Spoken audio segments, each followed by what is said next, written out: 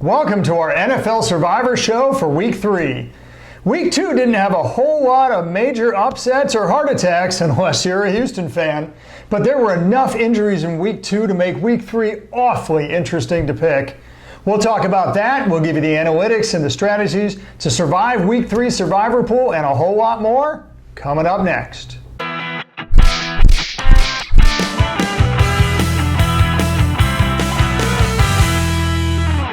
Hello everyone, I'm Gary Kurtzman. And I'm Eric Lee. We are the Fantasy Football Consultants. And Gary, another really great week in the NFL. We had 2 games go down to the inside a minute, about 30 seconds left, where the team that was trailing came back to score a touchdown and went for the win in a 2-point conversion. And neither worked out. Neither worked out. I gotta say, I didn't think it was a bad bet either time. No. I didn't think it was a bad bet either time. I actually thought Leonard Fournette was going to reach that end zone. Maybe that's because he's on my fantasy team. But I actually thought those were good moves. They just didn't work out. Yeah, it didn't work out for Jacksonville. It did work out for Denver to get the 2-point conversion to take the lead, but a whole lot of prevent defense and a long field goal foiled Denver. Miracle play, really, by Trubisky. That 4th down play was remarkable. And just a few people who picked Chicago survived, and a whole lot of people who picked Houston survived. So that was a really neat thing in our Survivor contest. Gary, last year we had 42 people participate in our Survivor contest. A little bigger this year. A little bigger this year. Our Survivor contest has, drum roll please, 423 people, up from 40 last year. That's awesome. We love it. We hope you love it. You obviously do. 423 of you anyway. And Eric, it's really going great. Look, the contest is now closed to new entrants because we have passed week 2, right? The table of the results are always available on our website, fantasyfootballconsultants.net. We make that table available very typically Sunday evenings. So obviously when you're filming this, it's been up there for quite a while. Please do check to make sure, because it plays into strategy, Eric. How many strikes you have, how many strikes other people have, especially in weeks as we get further in the contest and we whittle it down more and more. So please check those results on our website. And Gary, after just 2 weeks, even though we gave a mulligan, I see dead people. Yes, they have a bunch of people who are out.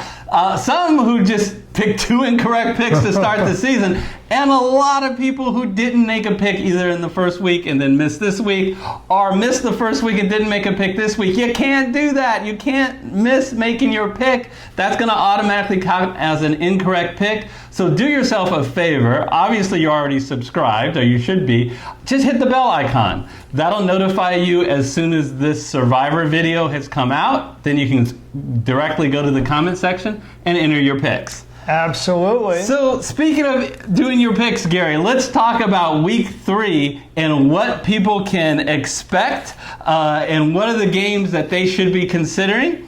Well, the top 5 according to the opening lines is Green Bay, and all the teams are at home who are favored. Green Bay is 6.5-point favorites over Denver.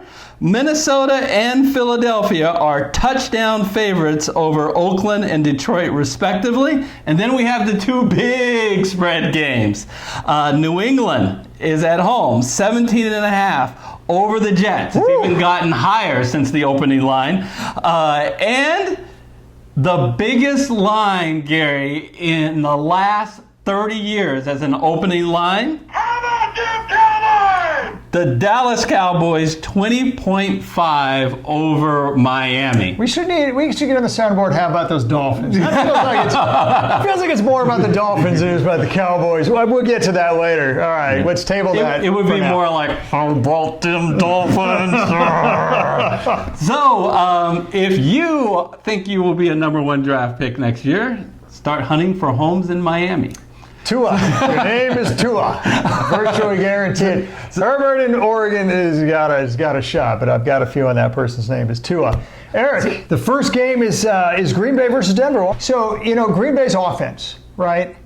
they haven't played that well this year. We haven't seen Aaron Rodgers really kick it into gear. We haven't seen Matt LaFleur's offense really shine. Eric, why is that? I don't think it's because Green Bay's offense has taken a step back. I think it's because their opponents this year so far and what they did to anger the gods, I have no idea. It's been the Bears, the Vikings, and now, of course, the Denver Broncos. 3 of basically the best defenses, right, in the NFL. So that's a rough way to start. I think that's why the Green Bay offense is only middle of the road at this point. Don't forget, this has been a top 10 offense for the last 5 years when Aaron Rodgers has played. Of course, he's healthy now.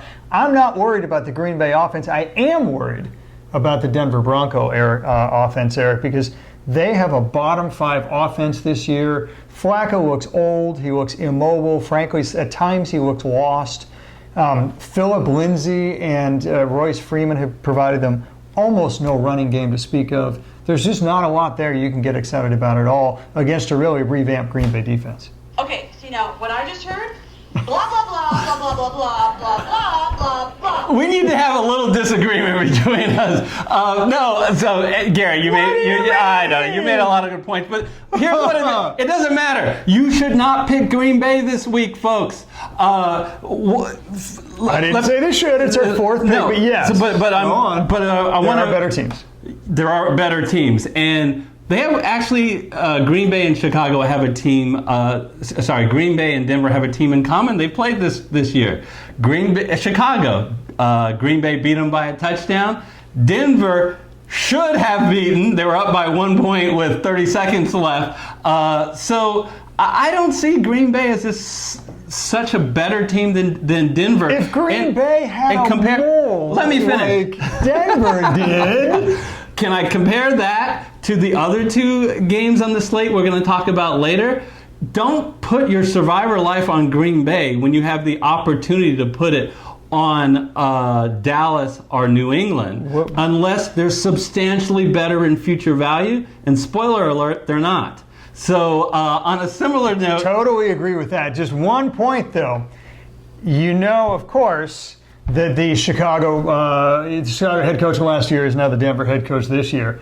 Oh, baby, did that make a huge difference. It just seemed like Denver knew what... It seemed like there were 8 or 9 plays where literally the Denver defense absolutely knew what Chicago was going to run. I think that makes a big difference. I think, frankly, Green Bay is going to win this game by double digits, but I absolutely agree with my compadre here. There is a better future value pick. We'll get to that in a moment. It's anybody facing Miami. This week it's the Dallas Cowboys. Okay, another game which I'm absolutely not going with is Philadelphia. That's 7-point favorites over Detroit. I have a quick question for you. Who has a better record so far this year? Detroit, Philadelphia, or are they tied? Wrong. It's Detroit because they tied. So they're 1-0-1 and Philadelphia is 1-1. Besides the fact that Philadelphia's injuries, who's going to catch the ball on Philadelphia this week? It's definitely not Deshaun Jackson, and it's almost certainly not Alshon Jeffries. And it probably won't be Dallas Goedert. This is crazy. Aguilar, you guys better step it up, baby, because Ortega-Whiteside ain't going to strike any fear in anybody's hearts. So apologies to his family. Don't put your survivor life this week on Philadelphia, please. Are you surprised that spread's 7? Because I am. Yeah. Given Philly's injuries, right? Yeah. I'm surprised. And given your choices this week, it's just an insane pick. 2.3% of the people out there are actually certifiably insane because they're picking Philadelphia. And the bottom line is the only reason I can think of that you would pick Philadelphia is if you've already committed some type of murder. And you say, Judge, I picked Philadelphia when I could have picked Dallas or New England, and he'll just get you off. You're insane. Okay, maybe they picked Dallas in week 1 and New England in week 2. Let's give them a little bit of the benefit of the doubt. It's possible, not plausible, but possible. All right, moving on. Minnesota versus Oakland. Minnesota's favored by 7 points. Look, Minnesota's got a better defense than Oakland, right? We take last year, for instance, top 10 defense. Oakland was the worst defense in the league last year, by the way. How about this year? Again, Minnesota top 10 defense, Oakland bottom 10 defense. It's pretty obvious, folks. Let's talk about the offense now, right? Well, okay, so Minnesota's offense has scored 44 points. Oakland's offense has scored 33 points. So that gives you a pretty good indication. They are both 1-1 teams. Don't let the record fool you. The spread is 7 for a reason. Minnesota is just a much better team. There's a reason. There's a reason, folks, why they're the favorite, even though Green Bay's 2-0 and Minnesota's 1-1. There's a reason why they're a favorite to win the NFC North. They're just flat out the best team. They have a good passing game, a great running game, a very good defense. They're the complete package. This is another one, and plus they're playing at home, by the way, and they're a very good home team. I wouldn't blame people if they picked Minnesota. Minnesota doesn't have much. They got a little better future value, not a whole lot better. I think, frankly, if it wasn't for Dallas playing Miami this week, I think Minnesota would be a good second choice for teams, because I think there's almost no doubt that they're going to win. Okay, so we were saying that if they have already used Dallas stupidly, even though we told them not to both of the last 2 weeks. Save New England for week 6, pick Minnesota this week. Yeah, okay. Fair enough. That's what I'm saying. I really don't like the others. Look, I do like this one slightly better than the others, so I guess I'm on board. But the next game we're going to talk about is New England. 17.5-point favorites over the Jets. That's the opening line. It has ballooned to 20.5. That's a direct result of the quarterback woes that the Jets are feeling right now. Yeah. Gosh, Sam Darnold has mono. Look, we don't want, Jeff, you don't want him anywhere near the facility. All you need is the whole team. He's there, though. That's the thing. He's actually back in the facility. Get him out of the facility. They're worried about his spleen. Anyway, whatever. Trevor Siemian is done for the year. So Lucas Falk didn't impress me when he came in emergency duty, unless you're impressed with draw plays. So, and he's going up against a New England team. They have they've only allowed 3 points, folks. I know you guys all know, but that was against Miami. But remember, only 3 points were allowed in week 1 against Ben Roethlisberger and the Pittsburgh Steelers and Juju Smith-Schuster. So that's a tenacious defense. Here's a hot take for you. I have a feeling you're going to disagree. Which game am I most confident that the team will win? It's New England. I would put the overs. I think New England's going to cover. I'm not so sure if Dallas is going to cover their huge spread. But I do think New England's going to do it. Is New England my survivor pick? No. I think both those sound bites work. Yeah, no, they're not. And the reason is all in future value. Gary mentioned it earlier. Week 6. You're going to need them in week 6 when they host the Giants. It's a tough week. You're going to be begging to have New England available because there's going to be no other good pick, really. And if things change and you realize you don't need them in week 6, then at the end of your pool, there are stellar options in week 15, 16, and 17. Be a little careful in 17 because they may have already clinched everything. So I don't know if you want to save them to week 17, but certainly save them this week. Yeah, it was the geeky statistic in me that made me calculate the fact that Vegas is implying a 98% chance that New England will win this week because their spread is a full 3 standard deviations above the norm. For those of you stat majors, if I haven't put the rest of you to sleep. There you have it, folks. For everything else, listen to what that guy just said. Let's move on. So what game are we picking here, Eric? I mean, we haven't picked any of the games on our list so far, so we must be picking Dallas versus Miami. Get used to the versus Miami pick. You'll see it a lot this year. It makes me sick, Gary, that 3 weeks in a row, we're picking the same pick. I like to disagree with this guy. And last year, the first 9 picks, in the first 9 weeks of the season, we had different picks. But so far this year, you've actually smartened up. And you've, look at this guy. Look at this guy. Well, I finally learned to recognize the world's greatest and biggest and boldest and baddest tank job that the NFL has ever seen. Break out the signs that say Tua or bust in Miami, because it couldn't be more obvious. Let me talk about Miami. Well, first of all, do you realize, Eric, Miami is the answer to the 2 trivia questions. Who has the worst offense this year and who has the worst defense this year? They're both Miami. They have been outscored, wait for it, 102-10. And that's like what you think a college team would do against a pro team. That's Harvard versus Ohio State score here. Look, not a math test, a football game. Thank you. Others be the other way around. Anyway, bottom line is this. Look, they looked around. They looked around the field and said, okay, who's really good? Because we got to get rid of them.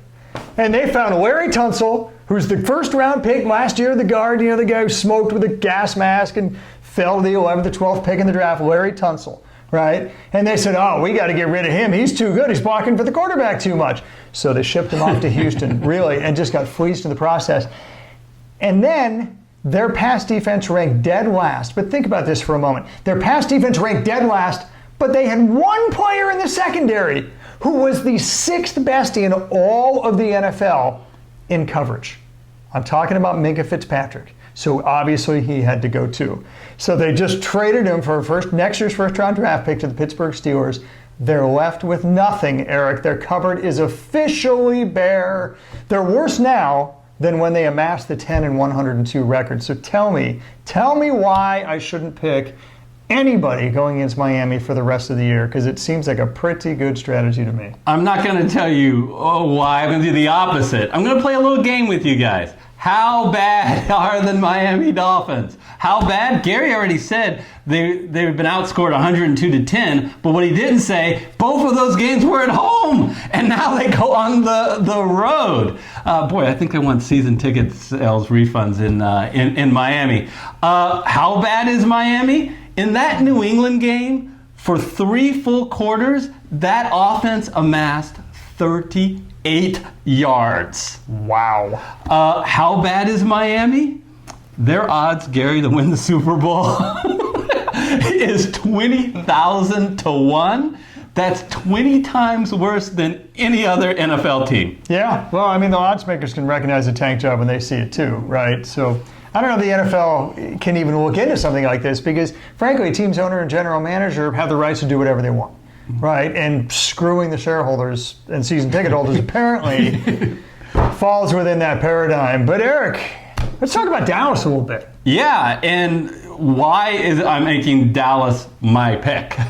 First of all, Zeke Elliott is back and fully ingratiated in the offense. Yeah, what they're 100 stops at this defense, for crying out loud. Jeez. They're 100% healthy. So the only possible argument you could make with not picking Dallas, as long as they're available to you, is that what about their future value? Do they have this great future value? And the answer is they do not. Nope. This is the time to use them. Now, if you don't count, and I don't, that they a long way in the season where they host a Buffalo Bills team, which I think is on the rise. The only other game is in Week 17 when they host Washington. And let me tell you a little something about survivor pools. You should always be afraid of saving a team for Week 17 because you don't know if they will care. And look at the... you don't know if you're going to be around in Week 17. You don't know if you're around. I mean, use them now, for crying out loud. They don't, like Eric said, they don't have a better future value than right now. They're never going to play a team that has even close to the odds of winning as they do right now. This is it, folks. And even if they were around in Week 17, think a little bit about that division, Gary. You've got Washington and the Giants, who are awful. They're going to be not going to be in sniffing distance of competing for that title in that division. And then you got Philadelphia, who's right now ransacked with injuries. I could easily see the Cowboys already have it clinched by Week 17. Yeah, and right. maybe not even be in a situation with home field which advantage. they've done in the past. They've certainly rested their starters in the past. And you got to also look at injuries too. I mean, for God's sakes, how many injuries were this week? I mean, Breeze went out, Roethlisberger went out, Cam Newton is probably not going to play next week. Every Philly wide receiver that you can possibly name is out. All the Jets QBs are out. I mean, you don't know what's going to happen by Week 17, for crying out loud. We've talked about it enough. We've probably talked about it too much. Pick Dallas with authority and with conviction. just pick Dallas. So this is an extremely boring week for diversity of picks. I am going with Dallas. Gary just said he's going with Dallas. If you look at the people's choice, 60% of the people, only 60% is my reaction, but 60% of the people are going with Dallas. Somewhere with New England. And barely, Vegas is saying that the highest spread is actually going to be Dallas. So it's across the board. Clean sweep, folks. Quick question. Yep. Will Dallas cover? Yes. Okay. I don't think they will. But I don't think Vegas is caught up to just how bad Miami is yet. Yeah. I really don't. They put the highest spread in 30 years. I just not high Most enough. of our audience weren't alive when there's been an opening spread this was as high. I'll bet money they go 0-16. All right. Well, there you go. Don't forget, in the comment section of this video, as long as you're in the survivor pool, enter your survivor pick. Comment section, that's the point. Comment section of this video, that the only place that we take your picks is the comment section of this week's survivor video.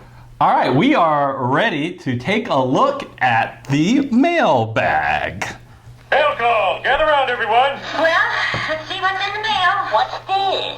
A letter for me. So, Gary, what's in the mailbag for you? Yeah, when we look at the mailbag, we're looking at YouTube comments in our videos, and also anyone that went to the website and hit contact us and sent us an email. And it was the latter of that we got a message here in the mailbag from Robert Panter. So I'm not going to read all of it, but I'm going to give you a few highlights. He says, "You are giving out sound analytical advice with actionable lineups each week, helping beginners and beyond to win real money. And you have no obvious sponsorship, website fees, or bait and switch strategies." We don't. It's true. And then he wraps up and says, "You two are my analytical heroes, and I am so very thankful that you have this passion. A new but genuine fan." Oh, that's great. That's awesome. So I'm not applauding us, I'm applauding Robert, and I'm applauding everyone who gives us this positive feedback. You know, Gary, I'm going to share with the people, in week 2, after we recorded the video, and I was working on editing it and uploading it all. It was like 11 o'clock at night, and I was having some technology problems, and I was going, oh, why am I going through all this? And then I read a comment like this, and it makes it all worth it. No, that's right. That's great validation. We really appreciate the fact that so many people are enjoying these videos. We really do have very, very strong professional analytical and modeling backgrounds that we bring to bear on football. It seems to be working out. Certainly, we've cashed in on about 80% of our DraftKings and FanDuel lineups over the past season and a half when we first started, and that's documented. So I'm glad that we're winning a lot of people a lot of money. That's the goal here. I know we don't charge money. We really do this for the passion. I'm not saying that we won't start charging money at some point in the future, but we do it for the passion. We don't do it for the money. We're retired. We just love fantasy football. We love having an audience that enjoys it, that appreciates it. It's incredibly validating when you guys, the viewers, give us comments.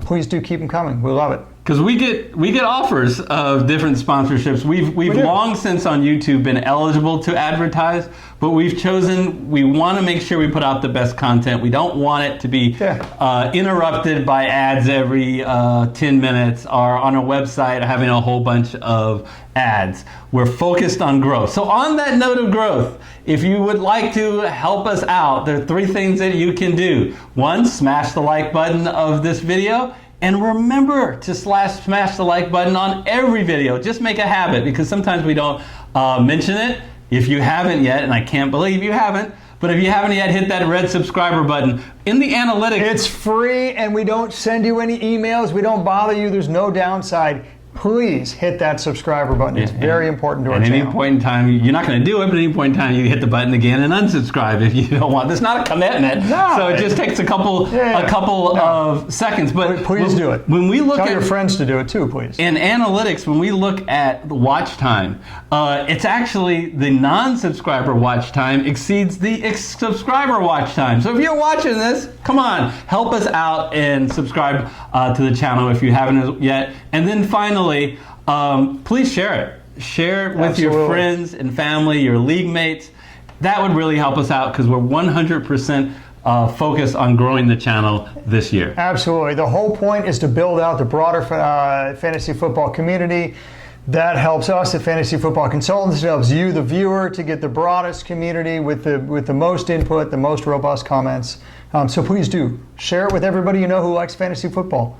I think everybody wins. So you know that we do Survivor. We do some other things as well, and specifically related to daily fantasy football. And you do not want to miss, if you have any interest in fantasy football, and especially if you're interested in daily fantasy football, check out our 9-class masterclass series, which we did in the off season, which goes through all the tips and tricks and strategies to properly pick guys by position and overall strategies for both GPP and cash games. That playlist is on the screen over there, and we'll also throw up on the screen when it's ready, both the FanDuel and DraftKings videos for week 3. And until next time, we'll see you then. See you next time.